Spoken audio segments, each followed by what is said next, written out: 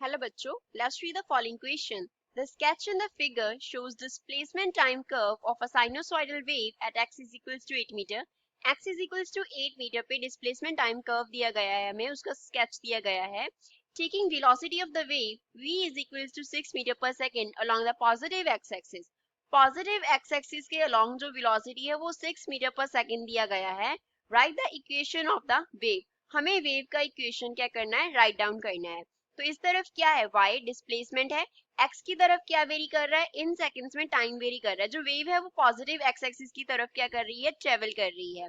अब उसका जो हमें दिया गया है यहाँ पे एम्पलीट्यूड है वो दिया गया है 1.2 centimetre. First of all we will talk about the key concept used in the question. इस क्वेश्चन में क्या की कॉन्सेप्ट यूज हो रहा है, तो उसके लिए हम क्या लिखेंगे, वेव का इक्वेशन लिखेंगे कि हम इक्वेशन ऑफ वेव को रिप्रेजेंट कैसे करते हैं. Equation of wave, equation of wave को y से डिनोट करते हैं एंड इसको कैसे लिखते हैं, a sine of K X minus omega T plus phi लिखते हैं. a जो होता है वो रिप्रेजेंट करता है एम्पलीट्यूड को, y वेव का डिस्प्लेसमेंट होता है, a एम्पलीट्यूड होता है, x क्या हो गया, डिस्प्लेसमेंट हो गया, ओमेगा क्या होता है, angular frequency, angular frequency is omega, T time होता है, फाई जो है वो रिप्रेजेंट करता है फेज एंगल को, फाई इज फेज एंगल, के जो है वो रिप्रेजेंट करता है वेव नंबर को, के is wave number. So first of all इस इक्वेशन में यहाँ से लेके मीन पोजीशन से जो मैक्सिमम डिस्प्लेसमेंट होता है वो क्या होता है, amplitude.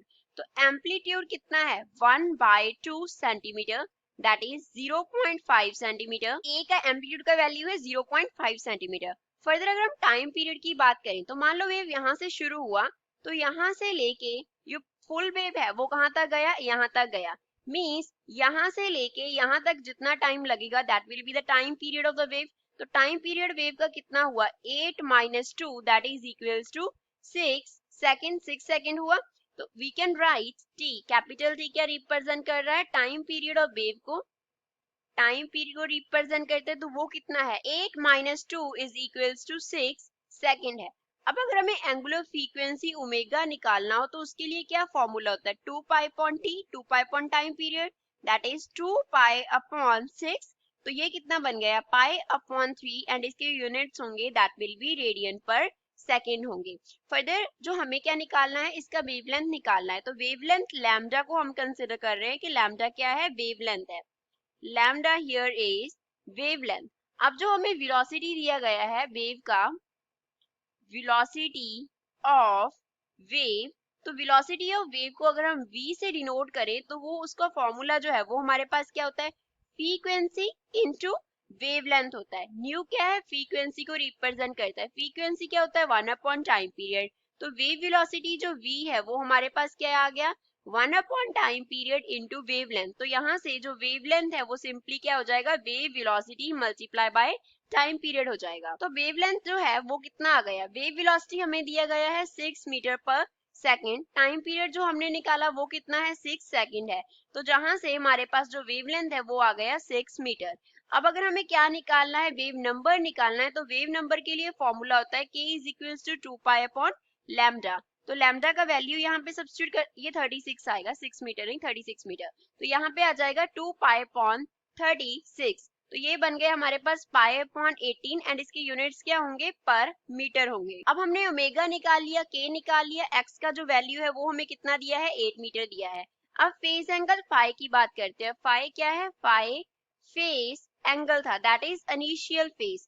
Phi here represents initial phase. तो अगर हम यहाँ से time t is equals to 0 से क्या माने, इनिशियल टाइम माने, तो ये हमारे इस पॉइंट पे क्या होगा, इनिशियल पॉइंट होगा. So this will represent initial point, जहां से टाइम शुरू हुआ. तो इनिशियल पॉइंट पे इस पॉइंट के बारे में हमें कोई भी इंफॉर्मेशन नहीं दिया गया, तो अगर कोई भी इंफॉर्मेशन नहीं है तो इनिशियल फेज हम नहीं निकाल सकते. तो इनिशियल फेज को हम as it is phi consider कर लेंगे. अब हम क्या लिखते हैं, वेव इक्वेशन y लिखते हैं. तो y किसके इक्वल लिखा था हमने, a sine of K X minus omega T plus phi लिखा था. तो यहाँ से हमारे पास y जो है वो क्या आ गया, a का वैल्यू कितना निकाला, 0.5 centimetre as given in the question. Into sine of K का वैल्यू हमने निकाला पाई अपॉन 18 एंड यूनिट्स है पर मीटर, साथ में एक्स है, एक्स का कितना है 8 मीटर है, माइनस ओमेगा का जो वैल्यू है वो हमने निकाला पाई अपॉन 3 रेडियन पर सेकेंड, साथ में टी एज इट इज आ गया, प्लस क्या लिख लिया हमने इनिशियल फेज फाई लिख लिया।